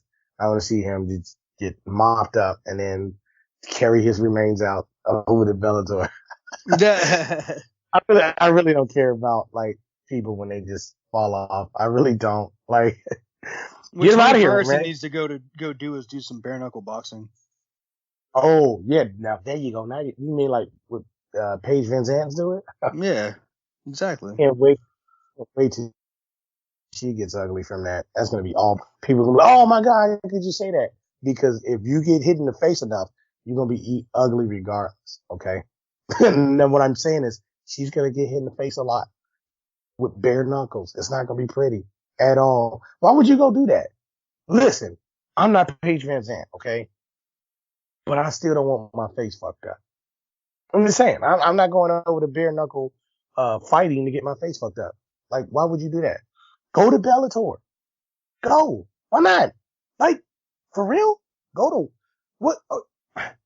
I'm baffled by this. Just why not go to Bellator and improve yourself there? So I'm tough, but then beat other people in another company. You know what I mean? Like, it's not that she was like the worst UFC person anyway. Like that's who's that? Jessica I, right? Yeah, she's the worst. She's way worse than Paige Van Zandt as a person and everything. Right. Not just Paige Van Zandt's a bad person. I'm just saying like, like if we had their two careers right here. Who you want, Jessica I or Paige Van Zandt? Straight up. Who you want to see fight? I would rather watch Van Zandt. Exactly. On all levels. That's fine. That's okay. There's nothing wrong with that. I mean, so why not go to Bellator and, prove yourself there instead of, I'm going to go get cut up and shit. I'm going to get my face sliced off and bare knuckle box. Who was that? Right. Who was that the most famous person that went over there? Damn, he was one of Conor McGregor's boys, wasn't he? Everybody used to joke that he was the GOAT. Artemov or something. Oh, Artem Lobov. Yeah. Like, hey, he should have won that fight. That was complete bullshit. He really should have. But I mean, like, man, people go over there to not just die. They go over there to just not exist anymore, dude. Right. For fun, who else would you throw over in bare knuckle boxing or fighting? Honestly, if I wanted to just do this for fun, I'd love to see Francis Ngannou just kill somebody. Well, okay, someone who legitimately needs to go, like somebody who's just not gonna make it anymore. And in that sort of sense. Some use out of Tony, like you said, Tony Ferguson. Yeah, Tony Ferguson's the only one I can think of. Like, that's the only guy that I think of in that sort of way, anyway. But like, God, man, I mean, I got it. Mike Perry, maybe. Yes, there you go. That's a great one. It's gonna sound stupid because he still got so much value, but at some point, once he gets that ass whipped too many times, you just can't put him in his main event. Why not Conor McGregor. He can make all the money over there. Think about this. He puts them on a map, and he's just making crazy money over there. No? I just don't think so. I mean, I think he'd be too dominant, honestly. What about 1 million pay-per-view buys, man? You get I'm a million. I'm sure you could get a bunch of pay-per-view buys if you He's gonna get hype it more up and stuff. That's what I'm saying. It would more, I guess, depend on who he's fighting than anything. Mike Perry, shit. No, nobody wants to fucking watch those guys fight in the UFC, let alone fucking Conor McGregor just beat some poor psychotic guy up. Hold on. I want you to say this. I want you to think about what you just said. Nobody wants to watch Conor McGregor and Mike Perry beat the hell out of each other. I'm pretty sure the entire world would pay whatever price it was to see Conor McGregor beat the living shit out of Mike Perry with no gloves on until he just drops lifeless. You telling me I that? don't know, man. Like, They don't have a price tag? You full of shit. If it's more than a UFC pay-per-view, I don't know if I'd buy it. Liar. $20 to see. Oh yeah, Mike, $20. Yeah, that's just drop. Like, I don't know, I mean, come on, man. Come on. 1 million people. I hate thinking about that. It almost disrespects the art of fighting. Nah, man, come on, dude. I mean, I know Conor McGregor don't need to do it, but like Mike Perry is definitely gonna need to do it. Yeah, but we don't want to give Mike Perry any big money fights. We already seen what that guy does with the little bit of money he has. I thought you wanted to see him get killed. Like if he's dead, he can't get shit. Yeah, but I mean, he's gonna get money in some way, like realistically. I sound like a terrible person, but guess what? Yeah, you know what? I mean, some people do want Mike Perry to die, and they tell him that. Like, that's bad. I'm not saying I'm one of those people. I'm just saying, look, man, if you don't value him anyway, why not just say, yeah, man, you get paid $10 million and then kill him in the ring? It's like, well, I guess you're not getting any of that. Yeah, I mean, I just, if I was going to watch Conor McGregor do a bare knuckle boxing match, I'd rather see like a grudge match with like him and Khabib or something. Where like, you know, it's more of like a kumite where like one of them has to die. But I'm saying, if anybody has to die, why can't it just be Mike Perry? Well, no, how about this? Like the winner of the fight, like, you know, both of them live, but then Mike Perry just dies anyway. We can just have that. Like, right. It's like right as like, you know, Khabib goes to choke Conor out or something, or, you know, punch his face one last time. They just like pause it, put Mike Perry there, and he just beats the shit out of him. I mean, we just Mike Perry, you know, we don't want to see anyone lose their life in the cage fighting or anything like that. So if anybody listens to this, can't believe you said that. Shut the fuck up. I'm just saying how like not all that upset would you be if like somebody accidentally killed Greg Hardy? Like, see, that's what I mean. That's what I mean. And people say stuff like this. I am only reflecting what Twitter says because they're not the best people. Mike Perry and Greg Hardy aren't the best people. That's all I'm saying. And people say stuff like that. So I was just having a little fun at their expense. Do not turn this into this stuff. Here on Sporticus, we don't take kindly to that type of stuff. It's a new year. We're not going to be doing any of that crazy stuff. We're not. Understand what it jokes. Understand that this is just entertainment and move on. Seriously. Just had to say that because sometimes people get a little wild, they get a little crazy, and they say, how could you say this and that? And it's like, come on. I've saw your tweets. You said you want to kill Mike Perry. Like, come on. Like, I was joking about him making a lot of money and fighting Conor McGregor. Okay. And then people say a lot of really terrible, absolutely mean, nasty things and mean them. And that's not where we're coming from. This is all jokes. I respect the hell out of all athletes. We can make fun of them all day long. All of them. Still respect each and every one of these men. Each and every one of them. Utmost respect. And all the time. Yes. Mankind. How about that? There you go. That comes the whole speech. How about men and women? How about humans, man? Yeah, wow. And everything that everyone identifies as, we got to respect all of them. Everyone. Stop it. Everyone. Everyone's everyone. Can't get around everyone, okay? Sean, I'd hate to assume your gender, but you're being an asshole. So you're probably a man. No, I'm just kidding. I try to be a man. Try to be a man. No, We'll see how much of a man I am.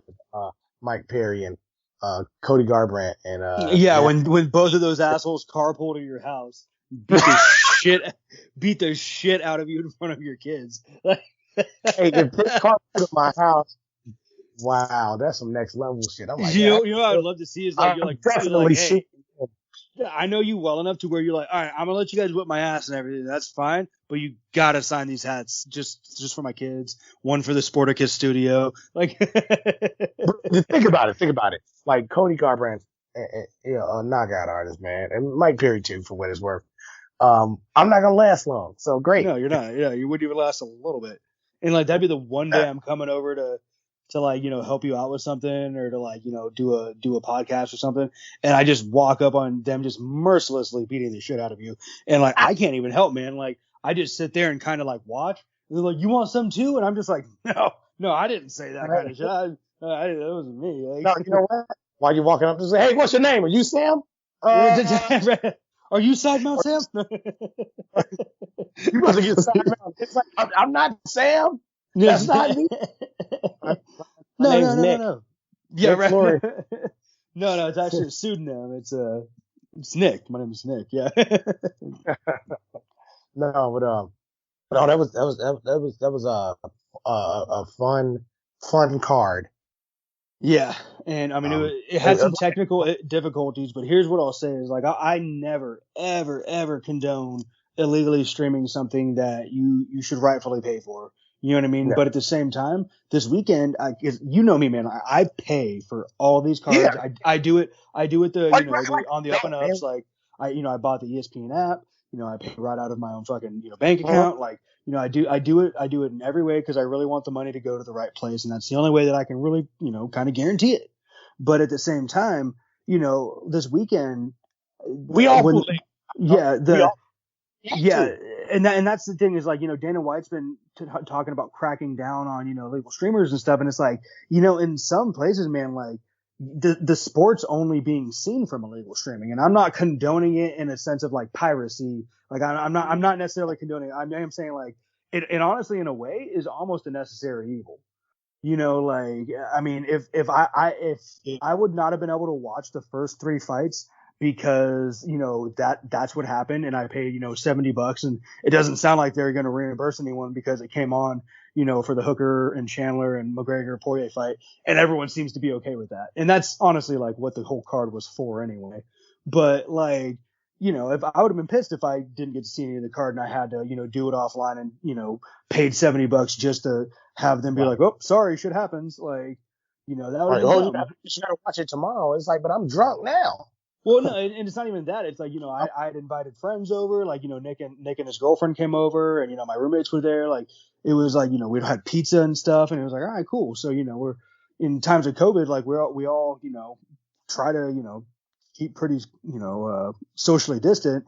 And, we were doing a good job there. But, like, at the same time, like, you're risking a lot by just having people over.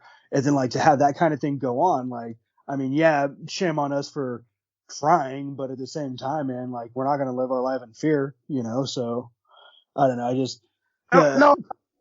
no, this weekend it was crazy because I was like, I know we're going to do a show and I know we're going to have to talk about how everybody just like, fuck it, I'm going to use the stream. Like we all did. I was like, this immediately.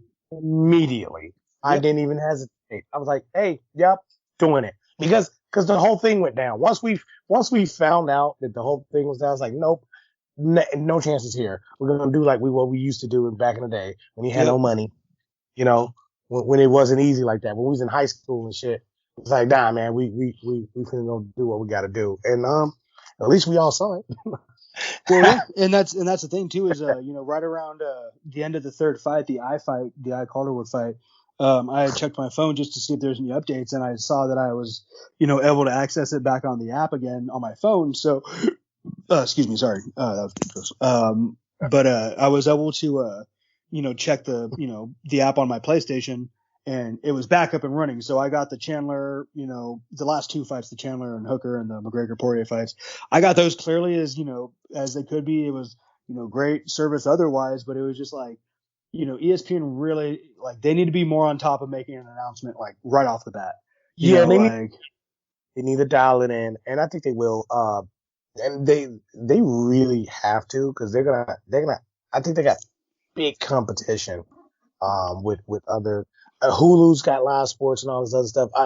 The streaming game's getting a lot more interesting. WWE just signed over their rights, of the network rights or whatever, to the Peacock streaming service. So when you sign up for one, you got both of them. So you get all of that plus WWE Network, which is the best deal out there easily. Like WWE Network on its own was still the best deal out there because the amount of content is just unmatched. It is. And especially of that one content, like, is almost invaluable. Like, if you want to see this old specific Macho Man match, or you want to watch the 97 Royal Rumble, like, you know what I mean? Like, watch like, it's invaluable because, like, you just got different memories with that. But, like, ESPN's got to really dial it in if they're going to be doing stuff like that, because that could potentially harm others as well. Like, you pay that much for it. WWE now can't be like, oh, you need to pay more for WrestleMania. It's like, well, what about the app? What if your app fucks up again? What if this Peacock app does what ESPN's app does? Then we're not going to, it's like, so, I'm just saying, because it could happen. So they got to dial that in. But any other thoughts on anything going forward or last? Yes. I mean, this fight card was really, really good, and we've talked about it, and I'm sure we'll talk more about it as we get to process it more, and more fights get made because of the results and stuff. But going forward, man, like, there's a couple of fight nights and whatnot, but the next 2 UFC pay-per-views, you got Usman and Gilbert Burns, which is going to be a good fight at 258. Nope. And then 259. Just shut up. And then you got to wait until March 6th for 259, and then that's when you got a 3 championship main card, bro. A 3-ship main card, bro. I think there's too many, to be honest. And nope. Wrong. Is that Megan Anderson? Yep. Yuck. Yeah, well, whatever. There's nobody that's ever going to be able to beat Amanda Nunes or Shevchenko except for each other, and they're not going to just keep fighting each other. So, oh man. I mean, you got Petr Yan versus Aljamain Sterling, who's finally getting a much, long overdue title shot. I still think Jan's going to beat the crap out of him. Yeah. But then you got that's a match. And then you got like the first super fight they've had in a while, man, with Blachowicz and Adesanya, man. That is honestly a true super fight. Like, I haven't seen, you don't see a lot of these. I don't think Israel's going to sleep though. Here's the thing. I don't know. I think it's very possible, but it would be pretty cool to see him beat Blachowicz. It's absolutely possible. Yeah, because John Jones, I'm gonna be honest with you. If he beats him, John Jones has to fight him. And then if he doesn't fight him, he relinquishes whatever the fuck title he had. It's like GOAT. It's like, nah, he straight up chose not to fight a guy. No. It tarnished him. He'll never get past it if he doesn't fight him. Never. Yeah. But here's the good part too, though, is in terms of the John Jones thing, Ngannou and Miocic are going to fight later in March, at the end of March. So then we'll get to see who John Jones is fighting next, because he's going to get the winner of that. And then, that by that time, it'll be about, 2 weeks removed from, Izzy winning or not winning. So we'll be able to see if, John Jones beating Ngannou or Miocic is going to lead to a super fight between Adesanya and Jones. You know what I mean? Yeah. Like that's what I'm excited about for 2021. In MMA history, it might be it'd be huge. Yeah, it'd be huge. I mean, if he knocks it, like if he beats if Izzy somehow makes it to John Jones and he beats John Jones, I mean, what do we do then? What do we do with that? What do you mean? You just, is he the GOAT? Is he the GOAT? I mean, I because I think the GOAT debate either makes room for one more, or I honestly that's such a good question. That's going to be one we're going to have to talk as the year goes on. You know what I mean? Because right now that's just we don't have enough information. Because we're going to have to see if he beats Blachowicz, and if he does, how he beat Blachowicz. You know what I mean? Like it's one thing to go in there and win. It's another thing to go in there and completely and utterly dominate him. You know what I mean? yeah, and that's crazy because like I mean I know you didn't believe in him before the Costa fight, but like Costa's a big dude, so he's used to fighting guys. He can fight guys with that size, right? You know, so Blachowicz doesn't just have that advantage over him. It's not really an advantage because when people like even Gastelum, you know, like bigger guys tend to look at Israel as a string being like, oh, I could just break this guy.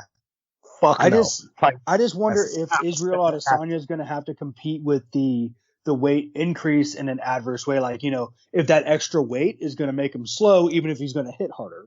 You know what I mean? Right. Like, so That's that's what just I one say. thing, and I'm sure he'll be more comfortable. But like the question that I really want to see answered is, say he beats Blachowicz, and you know how he's a two division champion, and that's fine, and he gets to wait for the John Jones fight. My question is, where do they fight John Jones and Adesanya? At heavyweight, at lightweight, or light heavyweight, or at a catchweight? Like, Yeah. I'm gonna be in all honesty. I think it has to be catch. I think it's fair. And I know people what would be the catch though? Because like John Jones says he doesn't want to come back down. You know, I think cheat. I wasn't trying to give away. I was just trying to say catch weight because it's really difficult. I don't think you have to be fair to both of them. And I think if you fight at a catch weight, that's the most fair you can be to them. You know, I think so. I believe so. I could be wrong, but I believe that's as fair as you could possibly be if you just let them decide an arbitrary weight. Like, oh, we'll fight at this. Cool. They both agree. It's like, yeah, I think we should be here. Maybe it's in between something. I don't know what is in between. Well, I think what they would do, because Jones doesn't want to go back down. So I think what they would do is, you know, maybe make Adesanya fight one more time at, you know, light heavyweight, just to like, you know, really drive home the fact that, you know, he's there to stay, you know, get another fight at 205 under his belt, and then, you know, let him, you know, keep on that water weight. He can walk around at fucking, you know, 230, whatever needs to be for heavyweight. But then he goes and fights Jones at heavyweight, you know, where he can weigh in at, you know, 235. Now, if he wants to do it, and if he beats John Jones at heavyweight, he's the GOAT, straight up. Because he would have went these divisions to come whoop his ass.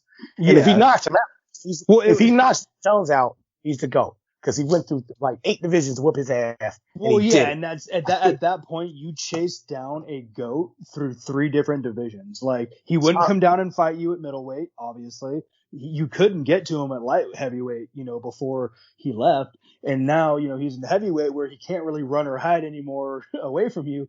Like, that would be a really savage, you know, storyline of a, you know, GOAT candidate, you know. I don't think he would be better than John Jones, and he would have done something that John Jones didn't. Yeah. Even though John Jones is trying to camp at the fact that he's like, well, you know, his body of work speaks for itself. Don't get me wrong, like, you know, and I'm the biggest Jones fan, as you know, or defender at least, maybe not fan, but defender. You know, so when it comes to his, you know, his light heavyweight record, yeah, he's beaten everyone, right? But he goes to heavyweight in, you know, after how many years of, you know, not.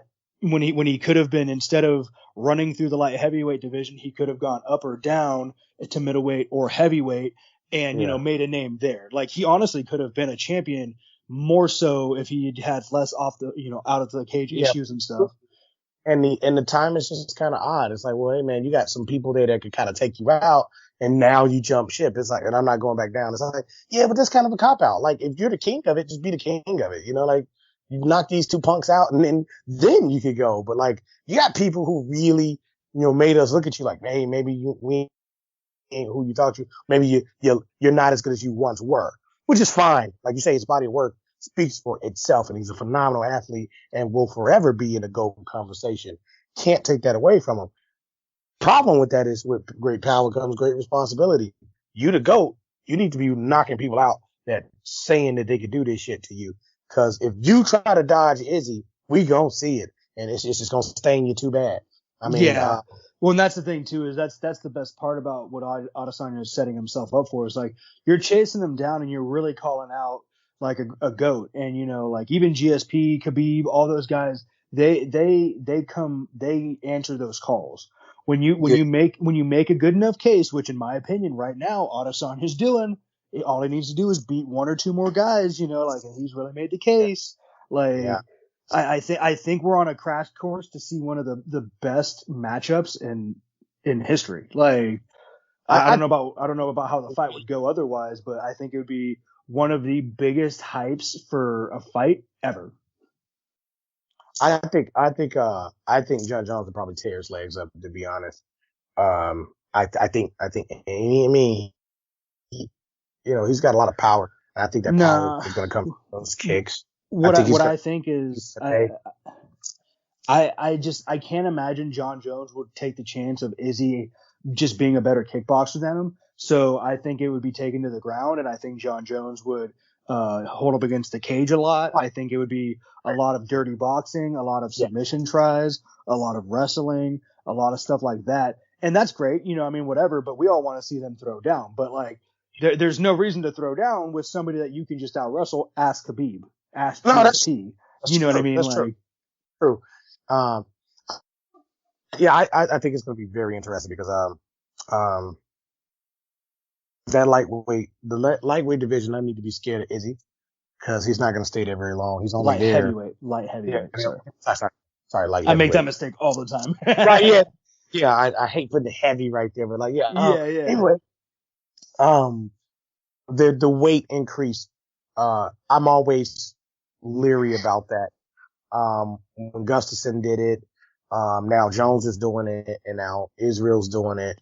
But my point is like the adjustment isn't automatic, and that's why I wouldn't want him to fight John Jones at heavyweight. If he wants to go do it, more power to him. And of course, I'm watching this stuff, but I think it's super unfair if he had to do that.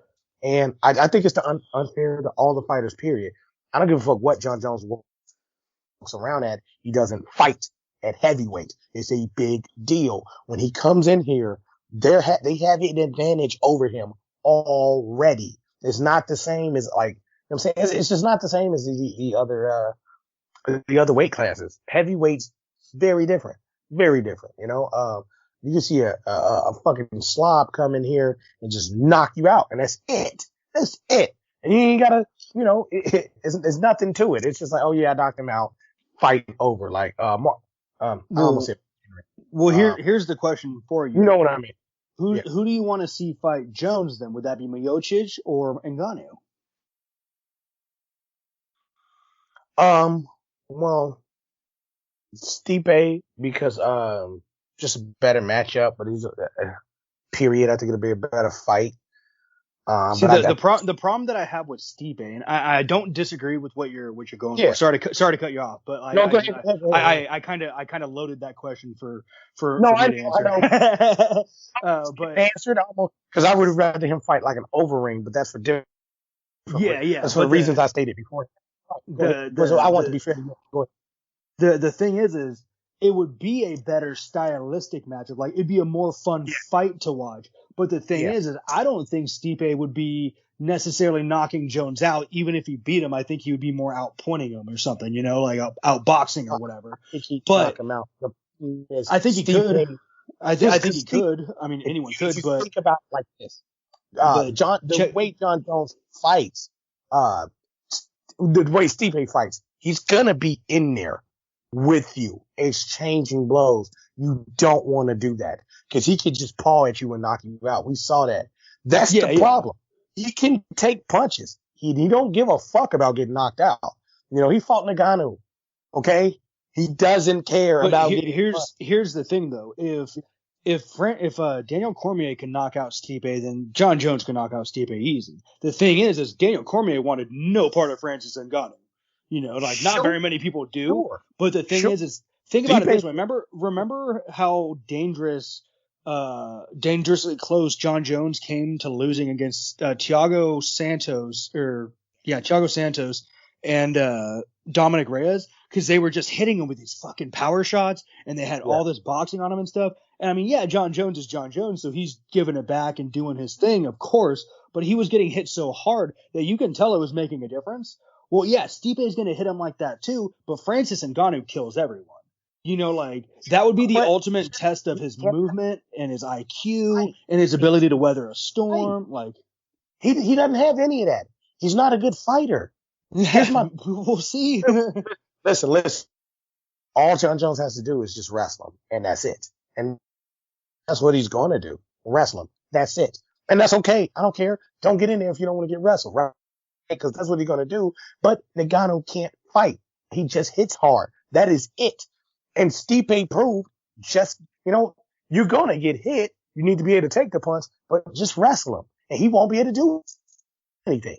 Like, he won't be able to do anything if you're a better fighter. And 9 times out of 10, you are. I would even prefer John Jones go up against like a Derek Lewis. I don't think that's a bad fight for him. Might be a bad fight for Derek Lewis, but here's the thing. We'll see when I think it's more fair. I'm going to have a very big problem if John Jones gets his ass knocked out. Because as much as I hate him, I think it's unfair. I think he kind of stacking the deck. I think he should have had a fight, another fight at heavyweight against somebody credible that would have made more sense for him to just to kind of put him up there. Just to get the fight, a fight underneath him at heavyweight. But that's okay. I digress on that. I'm just saying, I'm going to have a bit of a problem with it. I have a big issue with it. And especially if he loses. If he wins, whatever. Don't give a fuck. No, I'm just saying, like, if he loses, I think it's unfair. I think it was unfair. So that's what I hate about it the most, because I'm gonna defend him in this regardless. I don't have a choice but to defend him, because I just think it's unfair. But anyway, those fights are gonna be those title fights are gonna be great. Besides Gilbert Burns and Usman, like, yeah, I'm gonna fall asleep during that one. Well, I might not order that one, particularly. But fuck to sleep. Like, you're like, man, I don't know about Gilbert Burns. You been talking all this shit about him. He finna get his ass whooped. He ain't gonna be any good. I just Kamaru Usman is so not fun to watch. He's not. And Gilbert Burns isn't gonna do anything. He's not exciting either. He's not. How is he gonna beat him? That's all I want to know. I don't know. How does Gilbert Burns? He's just gonna do it. He's gonna beat him. Just gonna give him the old college try and beat him. Right. You know what? he's gonna try really, really hard, and that's how. Yeah. That is usually how that happens. Well, got to do it again real soon. All right. Soon. Yep. Good first one of the year. Welcome back, everybody, to Sporticus. Shano, did you know that we're starting the first podcast talking about Conor McGregor? It's going to be a great year for all fight fans. Dana. Hey, Dana, 50 G's, baby. Nah, I really am excited, though, for this year of MMA, and especially if Conor McGregor in particular does come back and, fight more throughout this year and, whatnot. I think it's really good for the sport. But, yeah, man, I'm excited for what this year has to offer. So take us home, bro. No, shut up, dummy. Stupid. So ass out of here, man. This is Sporticus and you've been sports entertained. That was a great try, though. That was a really great try. Oh, come on. You got to.